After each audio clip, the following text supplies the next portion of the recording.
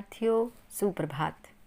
मैं निशानंद Cambridge international school Dasuya की ओर से एक बार फिर आप सबका हिंदी कक्षा में स्वागत करती हूँ और इस उम्मीद के साथ कि आप सब अपने अपने घरों में स्वस्थ तथा सुरक्षित होंगे। तो बच्चों, आज के अपने अगले विषय की ओर बढ़ने से पहले जो रोज़ हम कार्य करते हैं वो क्या होता है कि हम पिछले दिन जो हमने कार्य किया होता है हम उसकी दोहराई करते हैं। तो सबसे पहले हमने पिछले दिन क्या कार्य किया था, हमने एक पाठ जो है वो पढ़ना शुरू किया था। कौन सी किताब का है वो पाठ? स्पर्श का। और स्पर्श के उस पाठ का नाम है ततारा व मीरो कथा और इसके लेखक का नाम लीलाधर मंडलोई। तो ये हमने पिछली 2 कक्षाओं में पढ़ा। अभी तक मैंने 2 हिस्सों में इसकी कहानी सुनाई है। जहाँ तक ये कहानी हमने पढ़ी है उसके हिसाब से आपको अभी तक पता चल गया होगा कि ये कहानी किस पर आधारित है तथा ये कहानी कहाँ की है। तो अपनी पिछली कक्षा में मैंने आपको बताया था कि ततारा व मीरो कथा जो है वो अंडमान निकोबार द्वीप समूह की एक कथा है और इसके मुख्य पात्र तंतारा व मीरो है और सारी कहानी इन दोनों के इर्द गिर्द घूमती रहती है। आरंभ में, पाठ के आरंभ में ततारा के विषय में बताया गया है, उसके व्यक्तित्व के विषय में बताया गया है कि वो किस प्रकार का व्यक्ति है, उसकी खासियत क्या है। उसके पास एक लकड़ी की तलवार है जिसमें दिव्य शक्तियाँ हैं। इसके अलावा जब वो थका हारा समुद्र के किनारे पहुंचता है शाम के समय, तो वहाँ पर एक लड़की द्वारा जो गीत गाया जा रहा है उसकी धुन उसके कानों में पड़ती है तथा वह उसी ओर चल पड़ता है ये जानने के लिए कि यह गीत किसके द्वारा गाया जा रहा है। तथा फिर कहानी आगे बढ़ती है और मैंने आपको ये बताया था कि ततारा जो है वो उस लड़की से पूछता है कि उसका नाम क्या है, उसकी तारीफ़ करता है कि तुमने बहुत सुरीला कंठ पाया है और तुम बहुत सुंदर गाती हो। परंतु जब उससे नाम पूछा जाता है, ततारा उससे नाम के विषय में पूछता है कि तुम्हारा नाम क्या है, तो वो बताने से इनकार कर देती है तथा उसे ये कहती है कि मैं किसी भी अपने गांव के अलावा किसी और गांव के व्यक्ति को अपना नाम बताने के लिए मजबूर नहीं हूँ। और क्या तुम्हें हमारी गांव की परंपराओं का नहीं पता है? कहने का मतलब ये है कि इतनी वार्तालाप के साथ ही बच्चों, आप सबको पिछली कक्षा में भी मैंने बताया था कि उन दोनों के गांव की कुछ परंपराएं हैं और उन परंपराओं को वहाँ पर जितने भी लोग हैं वो मानते हैं। और परंपरा क्या थी? तो बच्चों, परंपरा ये थी कि कोई भी लड़का या लड़की किसी दूसरे गांव के लड़का या लड़की से विवाह नहीं करवा सकते थे। और इस बात का पता वामीरो को भी था और तंतारा को भी, परंतु फिर भी वो दोनों एक दूसरे से मिलते रहे। और इसके पश्चात यहाँ पर हमने कहानी ख़त्म की थी कि लोगों को उनके इस प्रेम के बारे में पता लग गया था। ठीक है, अब उसके पश्चात क्या हुआ बच्चों? अब हम आगे की कहानी शुरू करते हैं और मैं आप सभी को यही कहूँगी कि आप अपनी अपनी किताबें ज़रूर खोल लीजिए। हम पृष्ठ संख्या 81 अर्थात 81 पर हैं। सबसे लास्ट वाला जो पैराग्राफ है हम उस पर हैं कि जब वामीरो जो है तंतारा से मिलकर शाम के समय वापस जाती है तो उसके बाद क्या होता है।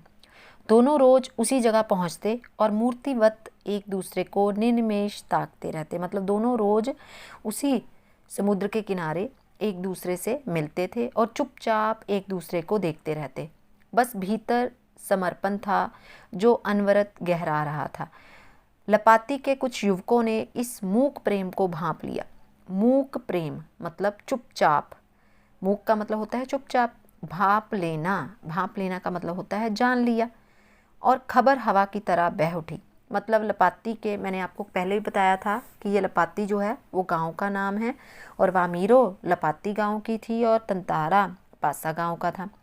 तो लपाती के कुछ जो युवक थे, कुछ जो लड़के थे, उनको तंतारा और वामीरो के इस प्रेम के बारे में पता लग गया था और ये खबर हवा की तरह सभी और फैल गई। दोनों का संबंध संभव नहीं था। क्यों संबंध संभव नहीं था? क्योंकि उनके गांव की परंपरा थी। रीति अनुसार दोनों को एक ही गांव का होना आवश्यक था। वामीरो और तंतारा को समझाने बुझाने के कई प्रयास हुए, किंतु दोनों अडिग रहे। मतलब उन दोनों के गांव वालों ने उनको समझाया कि ये संबंध, ये विवाह नहीं हो सकता है, परंतु फिर भी तंतारा और वामीरो ना माने।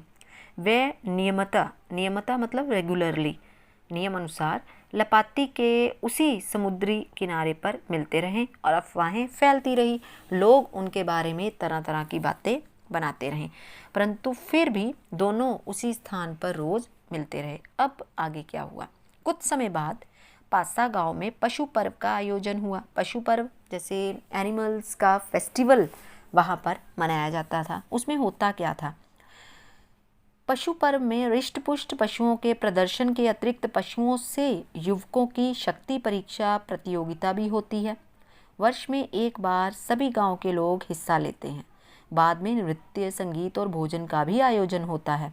शाम से सभी लोग पासा में एकत्रित होने लगे। कहने का मतलब ये है कि जो पशु पर्व था उसमें क्या होता था कि उसमें जैसे कंपटीशन, जैसे प्रतियोगिता होती है किसके साथ? एनिमल्स के साथ, पशुओं की पशुओं के साथ भी होती है। इसके अलावा पशुओं की युवकों के साथ, मतलब लड़के भी पशुओं के साथ लड़ाई लड़ते हैं।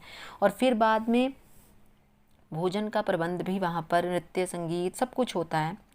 तो वहाँ पर लोग जो हैं वो इकट्ठा होने शुरू हो गए। किसके उपलक्ष्य में इकट्ठे हुए? पशु पर्व का आयोजन किया गया था, इसलिए धीरे धीरे विभिन्न कार्यक्रम शुरू हुए। तंतारा का मन इस कार्यक्रमों में तनिक ना था। क्यों? क्योंकि उसका ध्यान तो वामीरो में था। उसकी व्याकुल आंखें वामीरो को ढूंढने में व्यस्त थी। नारियल के झुंड के एक पेड़ के पीछे से उसे जैसे कोई झांकता दिखा। और वो कौन था? वो वामीरो थी। उसने थोड़ा और करीब जाकर पहचानने की चेष्टा की। चेष्टा का मतलब कोशिश की। वह वामीरो थी जो भयवश सामने आने में झिझक रही थी, क्योंकि वो डरती थी, क्योंकि उसे पता था कि गांव वालों को उनके प्रेम संबंध का पता चल चुका है। उसकी आंखें तरल थी। तरल थी का मतलब है कि उसकी आंखों में आंसू थे। वामीरो भीतर ही भीतर रो रही थी। होंठ कांप रहे थे। तंतारा को देखते ही वह फूट कर रोने लगी। तंतारा विभल हुआ, मतलब वो भी बहुत ज़्यादा व्याकुल हो गया। उससे कुछ बोलते ही नहीं बन रहा था। रोने की आवाज़ लगातार ऊंची होती जा रही थी। तंतारा किंग कृतव्य विमूढ़ था। किंग कृतव्य विमूढ़ का मतलब होता है जब किसी को समझ में नहीं आता कि वो क्या करे। वामीरो के रुदन स्वर मतलब उसके रोती हुई आवाज़ को सुनकर उसकी माँ भी वहाँ पहुँची और दोनों को देखकर आग बबूला हो उठी। आग बबूला हो जाना मुहावरा है, मतलब बहुत गुस्से में आ गई। सारे गांव वालों की उपस्थिति में ये दृश्य उसे अपमानजनक लगा। मतलब उसे अच्छा नहीं लगा कि सभी के सामने वामीरो की माँ जो है उसने उसका अपमान किया। इस बीच गांव के कुछ लोग भी वहां पहुंच गए। वामीरो की माँ क्रोध में उफन उठी, मतलब वो क्रोध से, गुस्से में भर उठी। उसने तंतारा को तरह तरह से अपमानित किया। गांव के लोग भी तंतारा के विरोध में आवाज़ें उठाने लगे। मतलब तंतारा से ये अपमान सहा नहीं जा रहा था, क्योंकि तंतारा के विषय में तो सारे गांव के लोग, बल्कि गांव के बाहर वाले लोग भी हमेशा उसकी प्रशंसा करते थे, क्योंकि वो एक अच्छा इंसान था और सभी की मदद करता था। तो ये अपमानजनक बातें उससे सह नहीं हो रही थी। परंतु वामीरो अब भी रोए जा रही थी। तंतारा भी गुस्से से भर उठा। उसे जहाँ विवाह की निषेध परंपरा पर क्षोभ था, निषेध परंपरा, मनाही, जो विवाह की मनाही थी, उस पर गुस्सा तो था ही, वहीं अपनी असहायता पर खीज, मतलब वो अपने आप को बेचारा, लाचार महसूस कर रहा था। उस पर खीज मतलब उसे गुस्सा आ रहा था। वामीरो का दुख उसे और गहरा कर रहा था, क्योंकि वामीरो रो रही थी। उसे मालूम ना था कि क्या कदम उठाना चाहिए। अनायास मतलब अचानक से उसका हाथ कहाँ पर जा लगा? किसका हाथ बेटा? तंतारा का हाथ तलवार की मूठ पर जा टिका। क्रोध में उसने तलवार निकाली और कुछ विचार करता रहा। क्रोध लगातार अग्नि की तरह बढ़ रहा था। लोग सहम उठे, मतलब लोग भी डर उठे।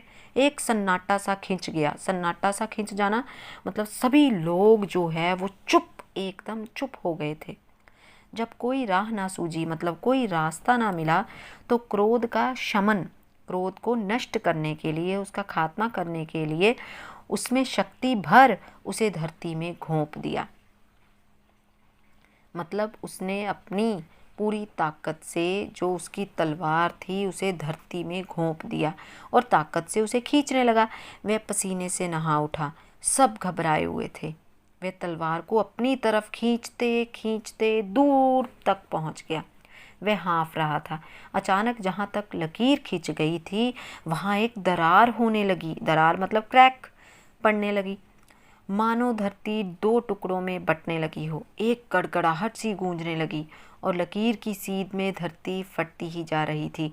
द्वीप के अंतिम सिरे तक तंतारा धरती को मानो क्रोध में काटता जा रहा था। मतलब अंडमान निकोबार जो द्वीप समूह था वो दो अलग अलग द्वीपों में विभक्त हो गया, अलग हो गया। उसका कारण क्या था? वहाँ के लोगों का मानना है कि ततारा के क्रोध के कारण जब उसने अपनी तलवार को धरती में घोंपा तब वो द्वीप जो है वो दो टुकड़ों में बट गया। सभी व्याकुल हो उठे। लोगों ने ऐसे दृश्य की कल्पना नहीं की थी। वे सिहर उठे। सिहर उठना का मतलब होता है कांप उठना।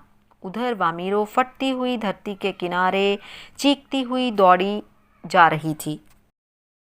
उसके मुंह से आवाज़ें निकल रही थी, ततारा ततारा ततारा। उसकी करुण चीख मानो गड़गड़ाहट में डूब गई। ततारा दुर्भाग्यवश, मतलब बदकिस्मती से दूसरी तरफ था। द्वीप के अंतिम सिरे तक धरती को चाकता, चाकता का मतलब है चीरता हुआ, वह जैसे ही अंतिम छोर, छोर का मतलब होता है किनारा, पर पहुंचा, द्वीप दो टुकड़ों में बट चुका था। एक तरफ ततारा था, दूसरी तरफ वामीरो, मतलब दोनों अलग अलग हो चुके थे। ततारा को जैसे ही होश आया उसने देखा उसकी तरफ का द्वीप समुद्र में धंसने लगा है। वह छटपटाने लगा। उसने छलांग लगाकर दूसरा सिरा थामना चाहा, किंतु पकड़ ढीली पड़ गई। वह नीचे की तरफ फिसलने लगा। वह लगातार समुद्र की सतह की तरफ फिसल रहा था। उसके मुंह से सिर्फ एक ही चीख उभरकर डूब रही थी, वामीरो वामीरो वामीरो। उधर वामीरो भी ततारा ततारा तातारा पुकार रही थी। ततारा लहूलुहान हो चुका था। वह अचेत होने लगा, मतलब उसकी कॉन्शियस जो है वो जाने लगी। उसे समझ ना आने लगा। उसे सब कुछ, मतलब कुछ भी उसे पता नहीं लग रहा था और कुछ देर बाद उसे कोई होश नहीं रहा। वह कटे हुए द्वीप के अंतिम भूखंड पर पड़ा हुआ था। भूखंड मतलब धरती के टुकड़े पर पड़ा हुआ था जो कि दूसरे हिस्से से संयोगवश जुड़ा था। बहता हुआ ततारा कहाँ पहुँचा, बाद में उसका क्या हुआ, कोई नहीं जानता। इधर वामीरो पागल हो उठी। ततारा की ऐसी हालत देखकर वामीरो पागल हो चुकी थी।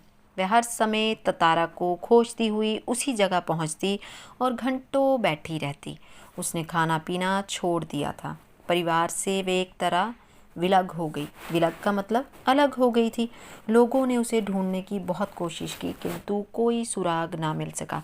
सुराग ना मिलना मतलब कुछ पता ना चलना। आज ना ततारा है ना वामीरो, किंतु उनकी ये प्रेम कथा घर घर में सुनाई जाती है। निकोबारियों का ये मत है, मत मतलब सलाह या राय है, कि ततारा की तलवार से कार निकोबार के जो टुकड़े हुए उसमें दूसरा लिटिल अंडमान है जो कार निकोबार से आज 96 किलोमीटर दूर स्थित है, जहाँ से हमने कहानी शुरू की थी।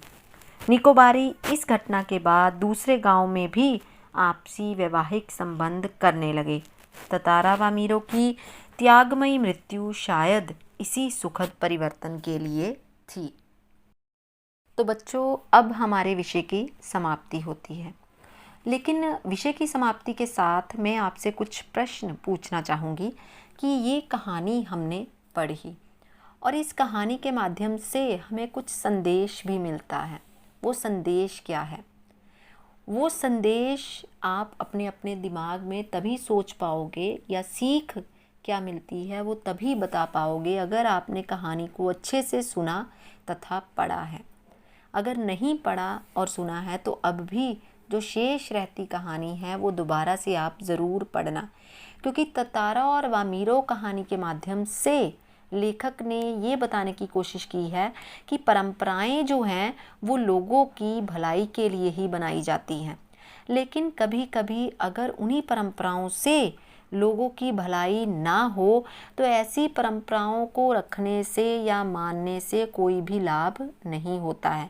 ऐसी परंपराओं को तोड़ देना ही उचित होता है। बच्चों, अगर उनके गांव में ये परंपरा ना होती तो शायद उनका विवाह हो चुका होता और शायद उन्हें अपना बलिदान ना देना पड़ता।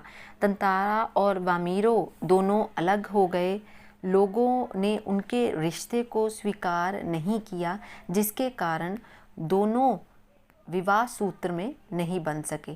तो कहने का मतलब ये है कि परंपराएं जो हैं लोगों की भलाई के लिए ही होनी चाहिए, और जहाँ पर भलाई ना हो, लोगों का अहित हो, तो ऐसी परंपराओं को तोड़ देना ही उचित है, क्योंकि अगर वो परंपरा ना होती तो शायद तंतारा और वामीरो जीवित होते। तो इस प्रकार से ये हमारे विषय की समाप्ति होती है, और मुझे पूरी उम्मीद है कि आपको ये कहानी बहुत ही अच्छी लगी होगी। और मैंने इस कहानी को आपको 3 भागों में सुनाया है, तो आपको ये तीनों भाग अच्छे से सुनने और समझने पड़ेंगे, और अपनी अपनी किताब से आप इसको दोबारा से पढ़ सकते हो। तो बच्चों, अपनी अगली कक्षा में हम इस पाठ के अभ्यास के जो प्रश्न हैं हम उन पर चर्चा करेंगे।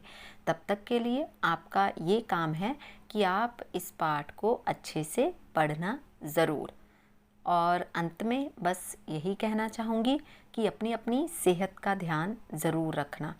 तो घरों में रहें, स्वस्थ रहें, सुरक्षित रहें। धन्यवाद।